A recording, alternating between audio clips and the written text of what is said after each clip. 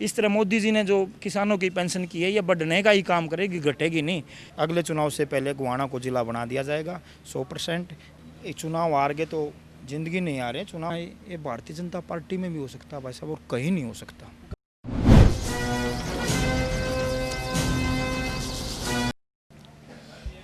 नमस्कार, मैं विकास और आप मेरे साथ देख रहे हो खबर तहलका।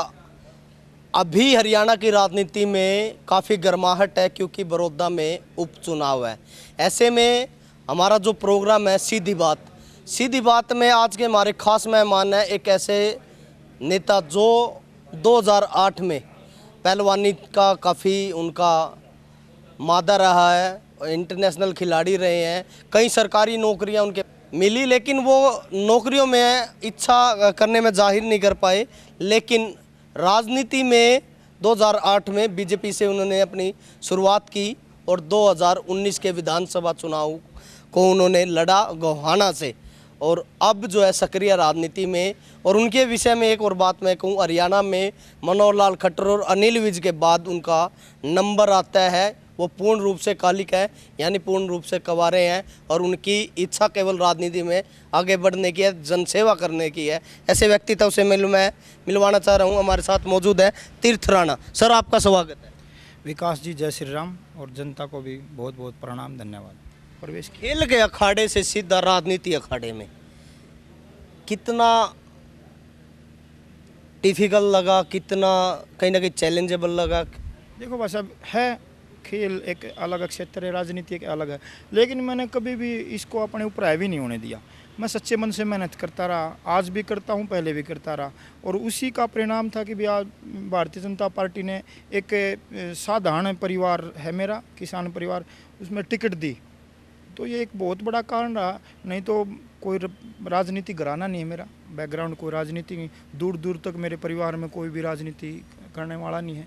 और एक साधारण परिवार को एक टिकट देना है, ये भारतीय जनता पार्टी में भी हो सकता है भाई साहब, और कहीं नहीं हो सकता। गोहाना से आपने चुनाव लड़ा और 28,000 वोट आपको मिले, तीसरा, हालांकि आपका नंबर तीसरा रहा क्योंकि बीजेपी की हालांकि प्रदेश में हवा थी, लेकिन गोहाना में क्या लगता है कि हवा कैसे बदल गई? भाई साहब, समीकरण बनते हैं, राजनीतिक समीकरण हैं। ये मानता हूँ कि मैं कहीं ना कहीं राजकुमार सैनी जी का गोहाना से लड़ना और वहाँ यहाँ आए, और एक इस तरह का माहौल क्रिएट हुआ कि भी थोड़ा, हाँ, मैं बीजेपी से खिलाफ नहीं हूँ, मेरे से कुछ खिलाफ हुए, तो तरह तरह की भ्रांतियाँ जनता में फैलाई गई, तो उन्हीं के वही कारण रहा कि भाई कहीं ना कहीं उसको मैं चुनावी राजनीति जातिवाद की तरफ चली गई। हाँ, बस यही था भाई साहब, वो हैवी होगी, और इसी कारण। चलिए, लोगों ने आपको 28,000 वोट दिए, ऐसे में आपकी जिम्मेवारी खासकर गोहाना हल्के के लिए बढ़ गई क्योंकि 62 गांव आते हैं, और 62 गांव में जो मुख्य समस्याएं हैं वो किस तरह की समस्या है और उन पर आप कैसे काम कर रहे हो? देखिए भाई साहब, राजनीति करने आए, पूर्ण रूप से राजनीति करने, पूर्णकालिक के तौर पर राजनीति करो। जब तक परमात्मा ने जीवन दिया है, ये देश की जनता के लिए, प्रदेश की जनता के लिए और गोहाना की जनता के लिए मैं रहूँगा। चुनाव हार गए तो जिंदगी नहीं आ रहे, चुनाव आ रहे हैं, प्रयास रहेगा, संघर्ष रहेगा, आगे जनता के बीच में रह काम करेंगे। 62 गांव मैंने उसी चुनाव में भी एक बात कही थी, जो मेरी माता बहन, मेरे ज़्यादातर देहात का इलाका पड़ता है, शहर भी पड़ता है, और देहात में सबसे ज़्यादा दिक्कत पानी की है, जो मैंने देखा है भाई साहब, स्टडी किया, तो पीने के पानी की बहुत ज़्यादा समस्या है। तो मेरा प्राथमिक लक्ष्य ये है कि भी हर घर तक स्वच्छ जल, मीठे पानी का व्यवस्था हो, हर घर में मीठा पानी पहुँचे, हर बस्ती में, हर कॉलोनी में, और उस पर हम काम कर रहे हैं। शहर का कहीं ना कहीं मैं भी देख रहा हूँ अब रूप कहीं ना कहीं बदलता हुआ नज़र आ रहा है, खासकर गोहाना का। अब गोहाना को महाशक्ति देने की तैयारी में सरकार है, हालांकि कहीं ना कहीं गोहाना को जिला बनाने की बात चल रही है, उसके लिए तीर्थ राणा के किस प्रकार के प्रयास चले हुए हैं?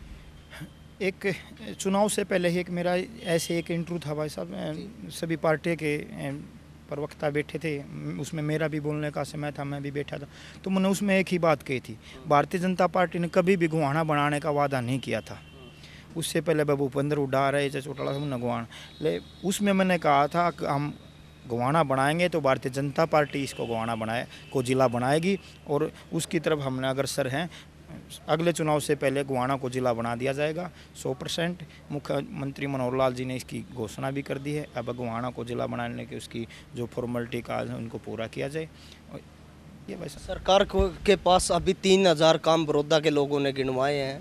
तीर्थ, अब इतना जल्दी 3000 कामों को पूरा करना हालांकि आसान नहीं होगा, लेकिन सरकार लगातार काम करने का प्रयास करे। क्या लगता है इस काम का कोई फ़ायदा चुनाव में होगा?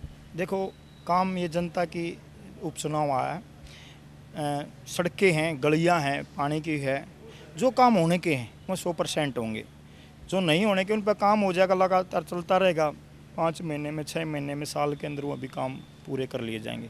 और निश्चित तौर पे भाई साहब जनता समझ चुकी है। देखो, मैं बैठता हूँ, जाता हूँ गाँव में, नू कहा भाई कुछ नहीं फर्क पड़ना, आम देख ब मौका। और मैं भी कहता हूँ एक बार मौका दे के देखो, आप बरतोए नहीं गए, देख मौका ही नहीं देके देखो तो के बेरा पार्टी का भारतीय जनता पार्टी किसी है।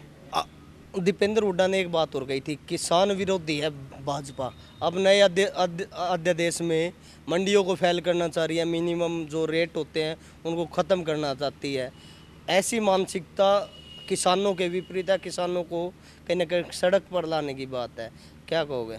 मैं सबसे पहले तो दीपेंद्र हुड्डा भाई, बड़े भाई हमारे, मैं उनको कहूँगा एक बार उसको अध्यादेश को पूरा पढ़े। और जो बात चला रहे हैं मंडियों को बंद किया जाएगा, मंडी से इतना रेवेन्यू आता है सरकार के पास, लगभग 1800-2000 करोड़ रुपये सालाना आते हैं। कोई भी मंडी बंद नहीं होगी, मैं आपको फिर बताऊं, कोई भी मंडी बंद नहीं होगी। मंडी ऐसे ही चलेंगी, ऐसे ही सारा काम चलेगा। बस किसान को थोड़ी आज़ादी ये दी है, अगर आप बाहर बेचना चाहते हो मंडी रेट से, सरकारी रेट से, तो आप बेच सकते हैं, आप पे कोई भी पाबंदी नहीं है। लेकिन इसको किसानों को बरगलाने का काम किया जाता है, आड़तियों के साथ मिलकर उनको तोड़ा मरा जाता है। अगर आड़ती नहीं होंगे, किसान नहीं होंगे, ये होता है कि भाई इसको मंडियों को बंद कर दें, नहीं होंगी, एक भी मंडी बंद नहीं होगी। किसानों को इतना छूट दी गई कि आप मंडी के बाहर अगर आपका भाव आपको 50 रुपये 100 रुपये ज़्यादा मिले तो आप बेच सकते। गाँव में जाते रहे भाई साहब, तो आप बोल रहे थे किसान विरोधी, मैं बोलाता हूँ थारे खात्या में पेंशन आवे है, किसान बिला हुआ है, पर भाई किसान विरोधी हो, पेंशन आवे है, मोदी ने पेंशन कर दी किसान की, पर बोला भाई किसान विरोधी हो। माताऊ फसल बीमा थी, जो फसल खराब हुआ दी 5-5, 20-20 रुपया आया करते, 50-50 रुपये के चेक बोले आया करते भाई। मखाई भी 50,000, लाख, 70,000, 80,000, 1.5 लाख, 2-2 लाख रुपये खाते में बोले आवत हैं, पर भाई किसान विरोधी हो। एक इमेज, एक मानसिकता बना ली है कि भाई भारतीय जनता पार्टी किसान विरोधी है। विपक्ष भ्रांतियाँ फैला रहा है। अगर भारतीय जनता पार्टी किसान, मेरे सोनीपत जिले की बताता हूँ आपको भाई साहब, 1298 रूटरावेटरों पर सब्सिडी दी गई है। 1298 रूटरावेटर सोनीपत जिले में दिए गए हैं, जिन पर सब्सिडी 50% दी गई है।